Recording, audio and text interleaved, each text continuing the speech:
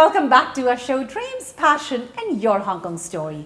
Every time on this show, we bring before you people from different walks of life who have pursued their passion and found great success in Hong Kong. Today we have with us a very dynamic woman entrepreneur, a master of wine. Let's meet Deborah Myberg of Myberg Wine Media Limited, which is a very famous wine marketing agency of the world. Hello, Deborah, and welcome to the show. Thank you. So Deborah was the first one to earn the title of Masters of Wine in Asia. She is a very prominent TV host and also producer of several TV shows and documentaries on wine. She is a monthly columnist at South China Morning Post and writes on wine. Her books on wine are currently being distributed in 4 continents. Deborah is no doubt the champion in wine industry and also a leading wine educator. She also served as the professor of wine at the Rochester Institute of Technology. No wonder she has won so many awards and accolades. So Deborah, tell us, I understand you are from the Sonoma County in California. So did your passion for wine start from there? How did you get into wine business? Not exactly, but I did grow up in a beautiful wine region, so I had a real appreciation for wine. But to be honest, I never considered it a career. Really? In those days, I saw it as something that people that enjoyed farming had wineries. And it wasn't until I came to Hong Kong that my interest really spiked in wine. And I took a wine class, and the interesting thing about wine is once you take a course, you begin to understand all the facets and the complexity of wine, and one course leads to another, and next thing I knew, I was pursuing the Master of Wine. Wow. So how did you get into wine education, and how did you actually ended up becoming a Master of Wine? Can you let us know a little bit more about your journey? Absolutely. Well, first of all, the best way to learn something is, of course, to teach it. And I was very lucky. Right after my first class, I had a bit of a debate with my instructor about a California grape variety called Zinfandel that my instructor didn't like. So I said, let me show you some Zinfandel. And he actually asked me to teach the class about this variety. And I realized I love teaching. I love sharing information. And as a result of that, he gave me the opportunity to teach. Fundamentally, everything we do in my company, we organize events and festivals and conferences. The underlying theme is always education. We're always hoping to get people excited about wine. Nice. You started your business in wine in the kind of more from the education point of view. But what made you choose the media industry and kind of focus on wine as an industry for your business? Well, I suppose the challenge of the wine industry is it's often a mysterious subject for people. It's intimidating. People are a little afraid of wine. And so for me, communication is the key. And one can communicate verbally, teaching, presenting, and writing. But secretly also, I've always admired writers. So I hoped that one day I too could publish something in writing. In terms of TV production, that's just another way of teaching and reaching an audience. And we conducted hundreds of interviews of winemakers to help them tell their story. Because the winemakers are very talented people, but maybe they're not communicators or they're uneasy about sharing their stories. I see. And stories are what really bring the wine to life. Okay. So tell us about the challenges that you faced in growing your business. I received the Master of Wine title in 2008, exactly when Hong Kong decided to eliminate duty on wine. And I had intended to do a bit of teaching, maybe some online education or television education, but the market broke open. It was crazy. Hong Kong was designated the fine wine hub of Asia, and there were so many opportunities and activities and so many gaps and needs in the market. So at first I focused on writing and education and media. Later I realized the whole market's confused. They don't know how many importers do we have? Well, how does this wine industry work? So I wrote books about the industry. And then we started a wine competition to help people sort through all the thousands of wines available and help guide them toward their purchasing. And then we realized countries were getting lost. Everyone was focused on Bordeaux, which is magnificent, Right. but there are, you know, dozens of other countries that also produce beautiful wines. We need to help them become known in the market. So, Right. so I didn't intend to start this business. I intended to communicate with people. But as the industry kept changing, I kept realizing we need to do this. We can help the industry by launching a conference. We can help the industry by creating a festival to showcase women in the industry. So the business is a bit unwieldy. It has many different parts. But those are all our projects of passion that either I or my team members have thought are useful and necessary. Every entrepreneur, you know, faces some or the other challenge or failure. Tell us about one failure that you had that made you emerge even stronger going forward.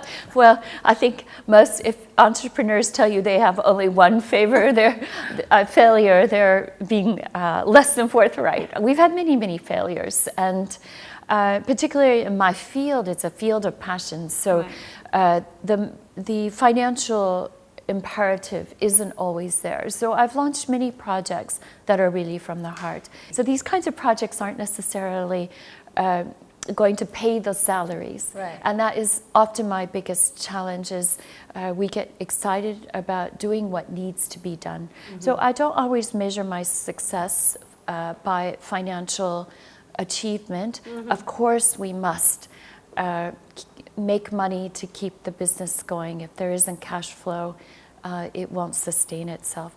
But some of our biggest successes have been our biggest failures. Really? And could you tell us just one specific if that comes to your mind? Okay.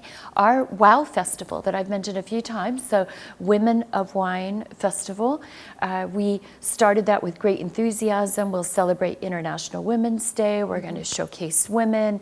All the importers in Hong Kong were behind it, but we didn't really understand how difficult it is to sell tickets to a festival. We thought people would be beating at the door in celebration of women, and so our first year, frankly, was an incredible success from a media standpoint. Press loved it, the sponsors loved it, everyone loved it, but financially a complete disaster for the company. And we just, I think, hadn't really thought through how much does a ticket cost and how much does a venue cost. Right. We didn't follow the budget constraints as closely as we should have because we were so excited about what we were bringing to Hong Kong. Right. And how has Hong Kong been a place for your professional journey? I think Hong Kong has been amazing. I feel so lucky. I moved here 32 years ago. I had no idea I would enter the wine industry. I came out as an accountant with Price Waterhouse. Wow. And then got lured away after a few years to run a nonprofit student exchange program for teenagers. I've always had an interest in culture and international relations. I see. And language. And those all tied into the wine industry ultimately because wine is about history, language, geography, and culture. So that's how I ended up moving into this sector. And when you decide to scale it, because I know that you also reach different regions of the world to kind of promote wine education, has being based in Hong Kong been an advantage to your business?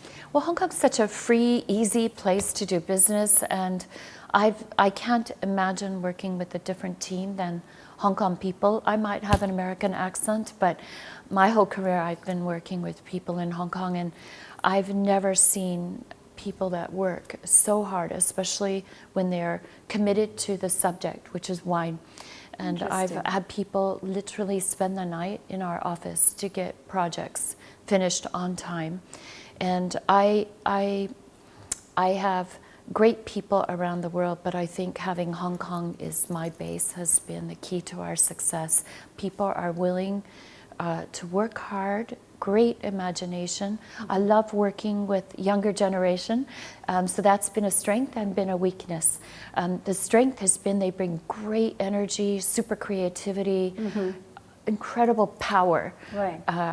People say millennials don't work hard. I fully disagree, but they do move on, and that's something I hadn't anticipated fully. I think that's been probably, you asked about failures in the business. I think my toughest time was when my you know, my kids, my team decided it was time to move on. And that almost feeling like a mother, that all my millennials are now moving on with their career. I'm curious to know, you know, when they come and they join you, and you know they of course are in a wine education business, and these millennials, when they leave you, what kind of careers do they pursue? Where do they, you know, well, millennials are very unpredictable. One told me she wanted to go to wine school to learn to be a winemaker, and then 2 months later stopped drinking wine and said she wanted to be a Buddhist. Wow. So you never know with millennials, but a number of them have gone on to work in winemaking countries. I think people drawn to wine are very international people. They love language. That's in culture. That's partly what brings them to wine. And they also love good food and good drink. So many have also gone on into other roles in the wine industry, such as selling wine. And because we are a marketing, branding, PR business fundamentally, along with the education, many have gone into marketing roles. I see. So, you know, what advice would you give to a 22-year-old who's looking to build a career in wine industry? My advice would be a banker first. Save your money and then enjoy wine as a hobby. No, I'm just kidding. I think the important thing to understand about the wine industry, you will have an amazing career, fascinating field of study. You will feel invigorated, motivated, passionate about your work, but you might not make a fortune. You will eat well, though, and you will drink well, and you will be in a very convivial career. Wine people are great fun, great communicators, love to get together. You can even drink at work. So these are all things you will also learn about the world. You cannot work in the wine industry without understanding France, Italy, Spain, America, Australia, New Zealand, South Africa. So it's a very exciting industry, but financially might not be the wisest choice. Okay. So Deborah, you have been in Hong Kong for more than 30 years now. So how has Hong Kong been for your personal journey? Well, I fell in love with Hong Kong immediately. I originally thought I was going to move to Japan, but had to wait for a visa, and someone suggested I wait here for a couple of months for that visa, and well, I never actually made it to Japan because Hong Kong gave me so many opportunities. I felt very empowered as a woman in Hong Kong to be able to make my own way. I loved that Hong Kong is so international and still is. Until I lived here, hadn't imagined being able to casually go out to dinner and see 10 countries at the table. I also committed myself to learning a lot of Cantonese, and that made the experience so much richer. Right. So Deborah, what exactly is the Masters of Wine? It's a very exciting title to achieve in the world. There are just over 300 of us. Okay. It's considered by many people to be one of the toughest exams generally in the world. Wow. To become a Master of Wine, you must be able to commit 5 or 6 years of study, and it's all about the pursuit of excellence and being top in your trade in wine. Ultimately, we take a 4-day exam. Okay. And each morning we're given 12 glasses of wine, first day white wine, second day red wine, and after that mixed. And we have about 10 minutes a glass to identify what is the wine, what's the variety, where it's from, what market position it is, what classification, what vintage, what kind of life it might have ahead of it. And so we must learn to identify all these things in just a glass of wine very quickly and write at a high pace in order to prove our argument that we think we're right. Now, we don't have to get all 12 glasses right, but most of them. So in the afternoons, we explore all these theory essays about the wine industry. And then ultimately, if we pass those, we write a research paper, and then we become a Master of Wine. That's pretty intense. So it's certainly the toughest thing I've done in my life. You know, it's our own Mount Everest in our industry. So how long does the whole course last? About 6 years, totally start to finish. 6 years. And you know, the scary part is you can devote 6 years and not pass. Only a few people achieve the Master of Wine title each year. I see. So you run a school of education here in Hong Kong as well. Yes. So do you also administer this test at your center? No, the test Master of Wine is awarded by the Institute of Masters of Wine, which is based in London, and we run seminar weeks around the world. But the Master of Wine study is a self-study.